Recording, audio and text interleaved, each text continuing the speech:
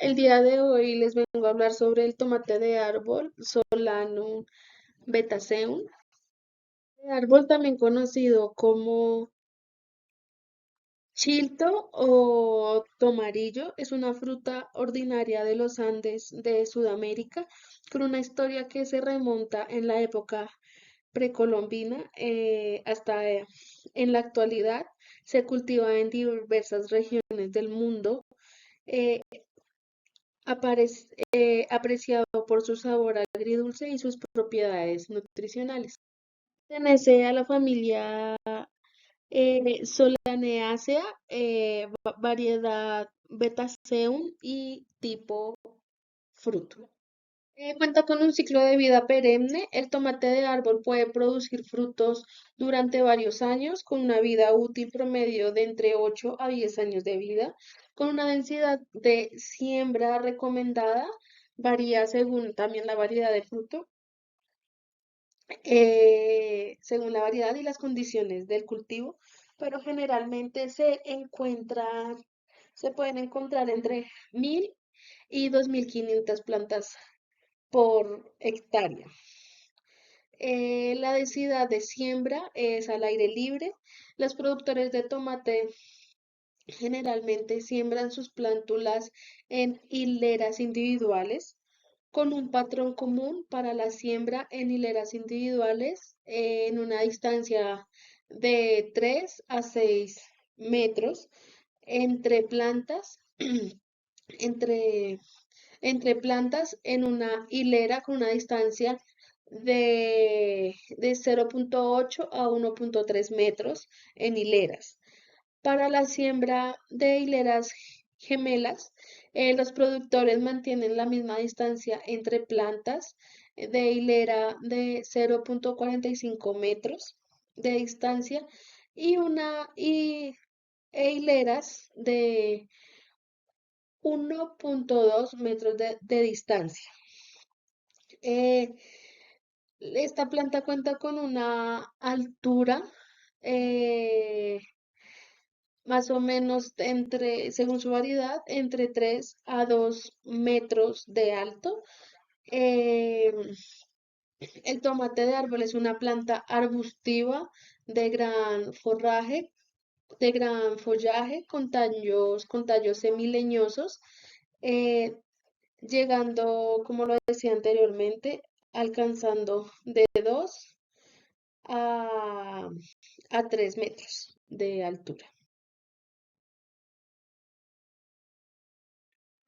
Su raíz puede alcanzar hasta 1 metro de profundidad, presentando la mayor concentración de pelos absorbentes en los primeros 50 centímetros. Las raíces que se generan de semillas son pivotantes y profundas y ramificadas. Las semillas que se generan Las semi- eh, perdón, mientras que las que provienen de estacas son raíces superficiales. Su tallo presenta un color verde en sus primeros estadios y café en estado maduro.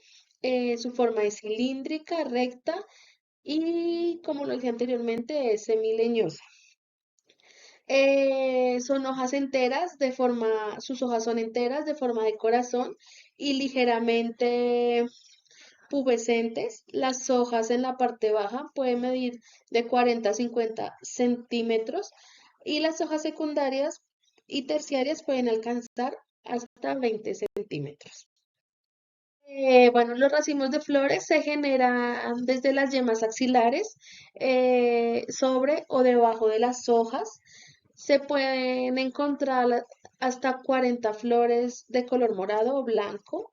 La polinización se realiza de manera cruzada. Sus frutos son bayas de forma ovalada, redonda, con un pedúnculo largo. Su color varía dependiendo de la especie. Puede ser amarillo, rojo o morado. Las semillas pueden llegar a medir entre 2 a 4 milímetros. Son de forma aplanadas, como lentejuelas. Presentan un color blanco, que están recubiertas de un mucílago de pigmento naranjada, rojizo o morado. y se pueden encontrar entre 200 a 300 semillas por fruto. Frutos cuentan con unas propiedades organolépticas, como lo decía anteriormente, su fruto es ovoide con piel lisa brillante, su color varía, depende su estado inmaduro hasta amarillo, anaranjado, rojo, púrpura oscuro y jaspeado, de diferentes matices según su madurez. El, el ciclo fenológico se comprende en tres etapas. La etapa vegetativa es el periodo que transcurre entre el trasplante hasta la floración. Tiene una duración de 6 a 8 meses. Durante esta etapa el crecimiento de la planta es continuo. El tallo crece en altura y hojas y alcanza su máximo crecimiento. Tenemos la etapa reproductiva durante esta etapa, la etapa de floración. Esta etapa puede durar entre 7 a 14 meses. Es el periodo que comprende entre la floración y el inicio de la fructificación. Una vez se inicia la floración, esta se mantiene en forma permanente. Continuamos con la etapa productiva. Esta fase se inicia desde la floración hasta la finalización de producción de frutos de la planta. Puede durar entre Puede durar entre 17 a 44 meses. La formación del fruto puede durar entre 21 a 28 semanas. El tomate de árbol se desarrolla óptimamente en suelos con textura media franca a franco-arenosa, permeables y suelos profundos con buen contenido de materia orgánica, eh, y que no presenten altos contenidos de arcilla o de arena. Se adapta, se adapta bien en suelos ligeramente ácidos, con un pH entre 5.5 y 6.5. El cultivo no tolera suelos compactados sin oxigenación, en mal drenaje. Puede ser considerado perjudicial para la salud de la planta. Bueno, el cultivo de tomate de árbol se desarrolla eficientemente en clima frío moderado con temperaturas que oscilan entre los 13 grados centígrados a los 20 grados centígrados, con temperaturas superiores a los 25 y temperaturas superiores a los 25 grados centígrados o inferiores a los 10 grados centígrados. Durante estos periodos puede afectar la floración y la fructificación, ya que hace que se genere la caída de la flor y puede afectar el cuajado del fruto. De forma silvestre, el tomate de árbol crece entre 1.200 a 3.000 metros sobre el nivel del mar. Sin embargo, entre los 1.800 a los 2.600 metros sobre el nivel del mar, se desarrolla de una forma óptima.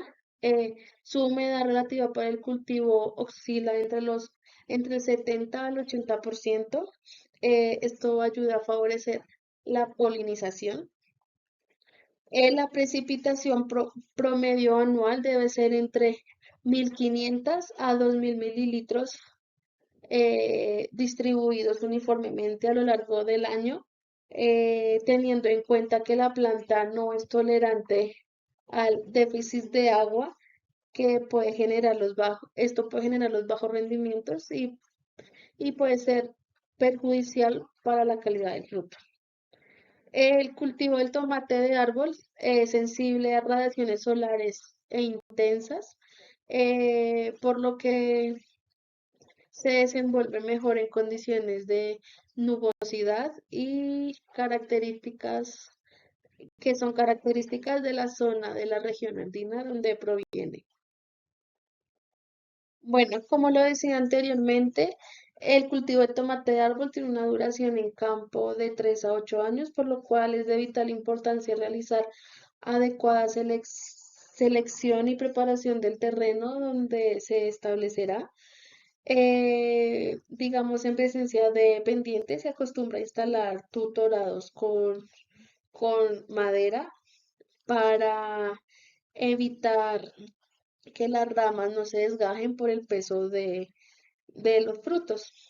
También tenemos aplicaciones de labores preliminares. Dentro de estas actividades son de vital importancia para el posterior desarrollo del tomate de árbol.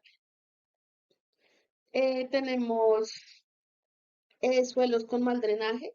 Digamos que si existe esta condición con suelos con mal drenaje, puede que haya una capa de arcilla debajo de la zona de arado, por lo que se recomienda el uso de un subsolador a una profundidad mayor de 40 centímetros para así removerlo. También tenemos, digamos, si tenemos presencia de residuos en la superficie del suelo, estos residuos de cosechas anteriores o, digamos, por, por si se practica prácticas de rotación de cultivos, se pueden utilizar estos residuos como abonos, incorporándolos al suelo para así aprovechar sus beneficios y aumentar el contenido de materia orgánica. También podemos aplicar requerimientos correctivos. Es necesaria la aplicación de algún correctivo del suelo. El más común es, por ejemplo, aplicar cal para mejorar condiciones del pH o enmiendas orgánicas también para el contenido de materia orgánica al suelo. Y algo muy importante es hacer arada, que tenemos dos, que es primaria y secundaria. La primaria es una operación cuyo fin es descompactar el suelo para permitir un buen desarrollo de raíces y el respectivo drenaje de sí mismo. Esta se hace a una profundidad más o menos de 20 a 35 centímetros. El suelo debe estar con un contenido de humedad adecuado. Y la arada secundaria es esta labor, es algo muy superficial, se pasa el rastrillo sobre el suelo para al fin nivelar y soltar terrones y pulir el suelo para dejarlo listo para la siembra.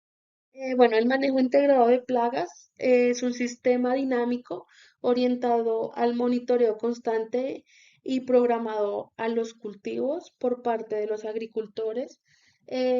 No es un sistema rígido que se pretende implementar dentro de las producciones, pues es más un modelo flexible en el cual se deben de incluir prácticas agrícolas adecuadas para cada cultivo. La meta de implementar un manejo integrado de plagas es promover un producto limpio e inocuo para el consumidor. Y esto se logra con monitoreos constantes para ver el ataque de plagas y enfermedades y asimismo anticiparse a los incrementos, a los incrementos. Bueno, para poder entender esta dinámica de plagas, se debe conocer también y entender sus diferentes formas o estadios que afectan los cultivos. El éxito del control de estas es reconocer y saber en qué momento se pueden controlar las plagas, saber y conocer sus diferentes estadios larvales y ninfales. Generalmente estos estadios se generan en dos situaciones. La primera situación son gusanos o larvas. La segunda situación son insectos que no se transforman en larvas. La primera situación, estos insectos sufren cambios a través del tiempo que pasan de huevo a larva, después pasa a pupa, que la pupa son unos gusanos cubiertos con una capa dura oscura donde ellos se van transformando para así finalmente llegar a la etapa adulto. Y tenemos la segunda situación, que los insectos no se transforman en larvas. Existen otros tipos de insectos que se convierten en larvas. Esto pasa de huevo a un estado ninfal o inmaduro, que en algunos casos se parecen a los adultos, y finalmente se convierte en adultos. Estos son los insectos que son homometábolos o metábolos. Bueno, estos estadios favorecen a las plagas, ya que les permite protegerse de condiciones adversas de los depredadores y también en aplicaciones de agroquímicos que se realizan. Por ello, se debe conocer muy bien el comportamiento de cada plaga y saber controlar y en qué momento atacar cada uno de los estadios para poder romper su ciclo de vida y así reducir su población. Adicionalmente, a las plagas que afectan los cultivos, pueden ser vectores para presencia de enfermedades, la cual son unas alteraciones, nos, son alteraciones al funcionamiento de las plantas causadas por organismos que se manifiestan en síntomas como pudrición, marchitez, deformación y, y bueno, algunos agentes causales son hongos, virus o bacterias.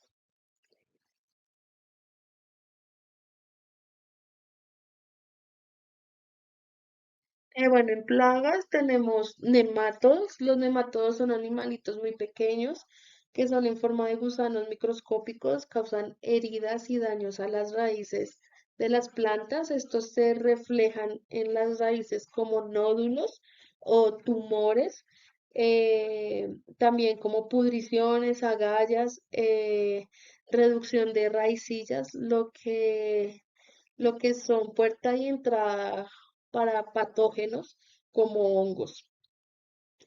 Eh, el manejo se recomienda solarizar el suelo, la materia orgánica y el sustrato que se va a utilizar para la plantación. Si la población es alta, se debe realizar una aplicación de extracto de ruda o un tratamiento que reduzca la producción del porcentaje importante, seguido de la inoculación de la Phaseolimisis liliaceus, que estas existen en la planta.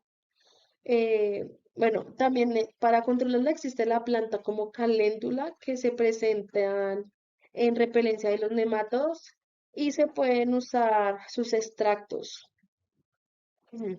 Después tenemos los áfidos, que los áfidos normalmente se localizan en los brotes tiernos y chupan la savia de las hojas, ocasionando deformación y un leve enrollamiento de las mismas hojas. Esto ocasiona problemas en el crecimiento de la planta. Eh, Su manejo se recomienda la aplicación de insecticidas químicos en zonas jóvenes de la planta. Eh, También existen hongos que los afectan, como Beauvaria, como Boveria bacinia, eh, Fas- Phaseolomyces, Fumorices, y extractos de plantas del desierto a base de té o aceites minerales que obstruyen los respiráculos de estos áfidos, entre otras prácticas que se pueden controlar las poblaciones de áfidos de manera orgánica.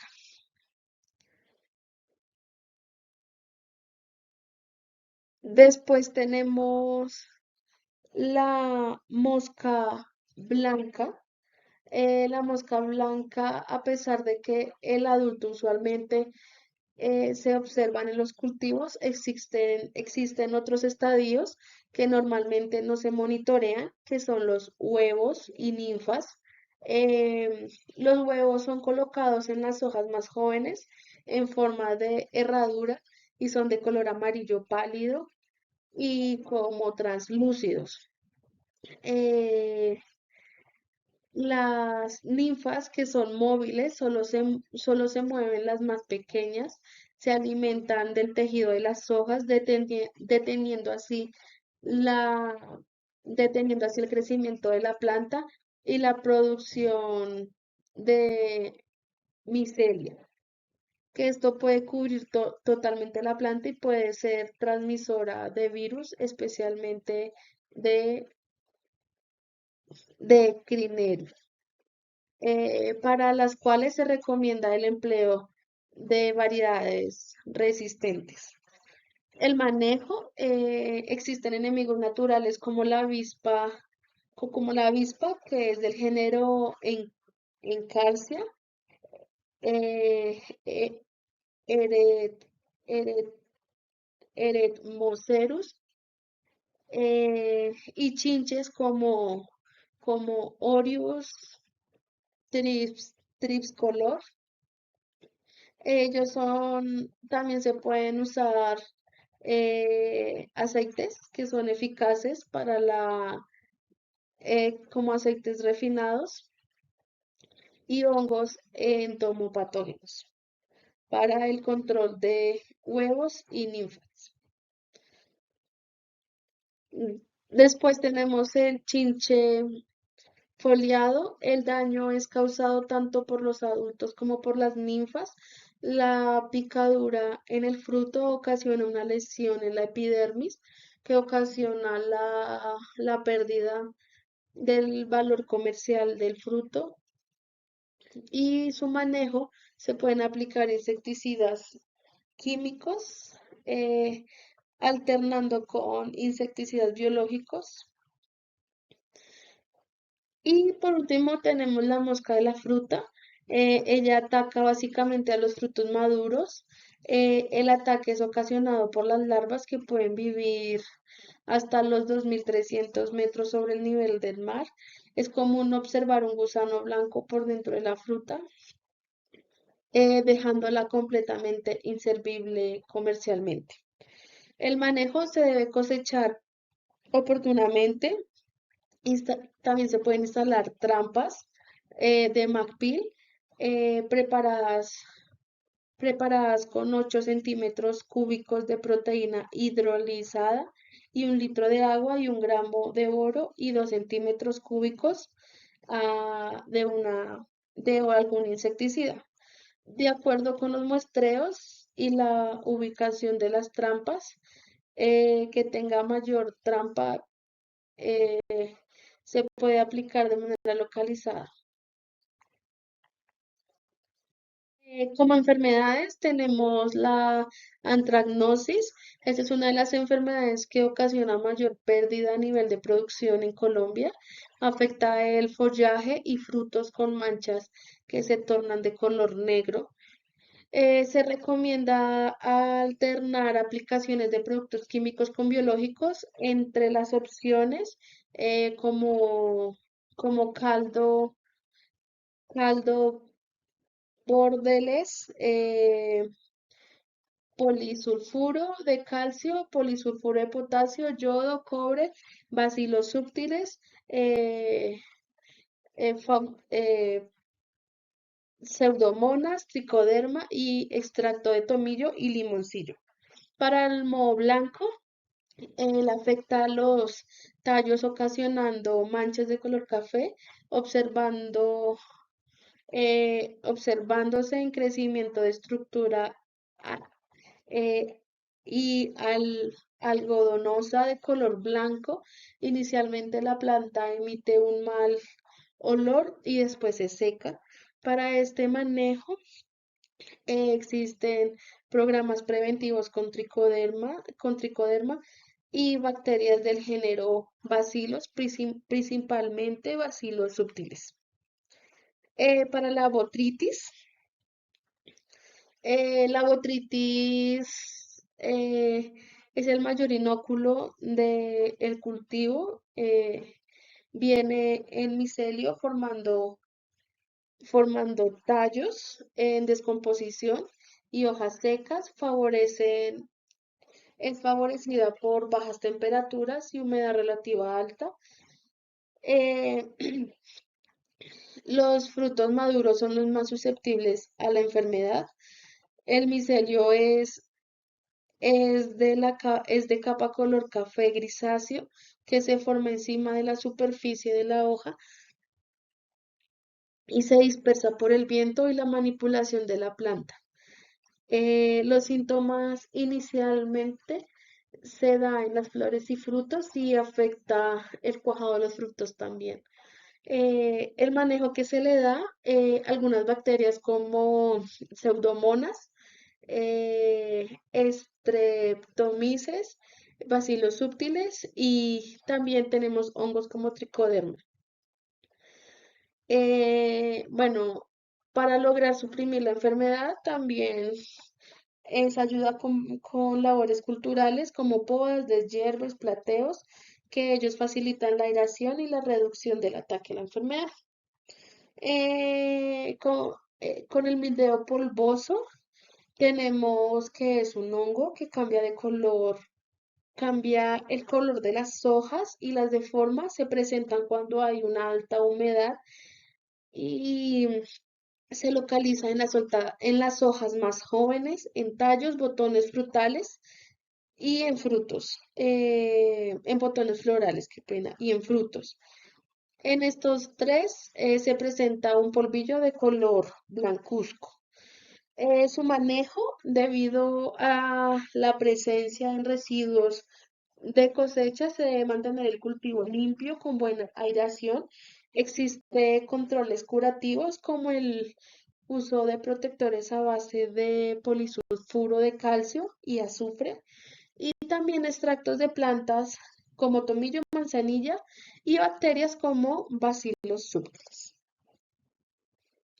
Bueno, el monitoreo de insectos benéficos y microorganismos entomopatógenos es una parte crucial también para el manejo integrado de plagas en el tomate de árbol. Esta práctica permite evaluar la presencia y abundancia de estos organismos benéficos que juegan un papel fundamental para el control natural de estas plagas. Primero que todo, vamos a ver qué son los insectos benéficos y los microorganismos entomopatógenos. Entonces, los insectos benéficos son aquellos que se alimentan de plagas como depredadores, que son como las mariquitas, las crisopas, las arañas, y parasitoides, que son algunas avispas y moscas parasitoides. Y microorganismos entomopatógenos son hongos, bacterias, virus y nematodos que causan enfermedades a los insectos. Entonces, ¿por qué es importante monitorear los microorganismos benéficos y, y los microorganismos entomopatógenos? Entonces, la primera es información para la toma de decisiones. Este momento es importante porque nos permite determinar si las poblaciones son suficientes para controlar las plagas de forma natural o si es necesario implementar medidas de control adicionales. También tenemos la optimización del uso de plaguicidas. Esto reduce la necesidad también de usar plaguicidas químicos, ya que esto puede afectar negativamente los microorganismos entomopatógenos benéficos y los insectos benéficos. Por lo general, la, el uso de ellos se usa de una manera preventiva y correctiva si el umbral de daño no supera, no supera un porcentaje grande al cultivo, porque al aplicarlo ellos actúan de manera eficiente, pero un poco más demorada. Cuando el cultivo ya cumple un umbral de daño muy grave, hay que actuar de inmediato y hay que aplicar algo rápido y por eso se aplican los fungicidas, entonces los plaguicidas, qué pena. Y por eso es importante tener la información para la toma de decisiones. Y por último tenemos la promoción de la agricultura sostenible. Esto favorece la producción del tomate de árbol de manera más amigable con el medio ambiente. Entonces, ¿cómo se realiza un monitoreo de microorganismos benéficos e insectos benéficos? Eh, Existen diversos métodos de monitoreo. Uno de los Tenemos muestreo directo e indirecto. El muestreo directo es observación visual, que es búsqueda manual de ellos en las hojas, es búsqueda visual en hojas, tachos, frutos, si hay alguna presencia de ellos. También uso de trampas, eh, en trampas específicas para capturar diferentes tipos de insectos, trampas de luz, para las moscas, digamos, parasitoides, o trampas pegajosas para... También el muestreo indirecto es análisis de daños, la evaluación de los daños causados por las plantas, causado en las plantas, lo que puede, lo que puede indicar presencia o ausencia de ellos. Y monitoreo de poblaciones de plagas, que es la disminución de la población de plagas, puede ser un inicio de presencia de estos insectos. Para tener en cuenta, los registros de los análisis de datos son importantes para registrar cuidadosamente la información obtenida durante los monitoreos. Allí en la bitácora se debe tener fecha, lugar y tipo de muestreo y cantidad de, de insectos que fueron encontrados o incidencias o muestras que hubo algún incidente o algún insecto o eh, algún indicio encontrados y condiciones ambientales. Estos se deben ser analizados para identificar patrones y tendencias y evaluar la efectividad del programa MIPE. Nosotros hicimos esta tabla de costos donde está por hectárea, en donde tenemos esto es para 6 meses más o menos.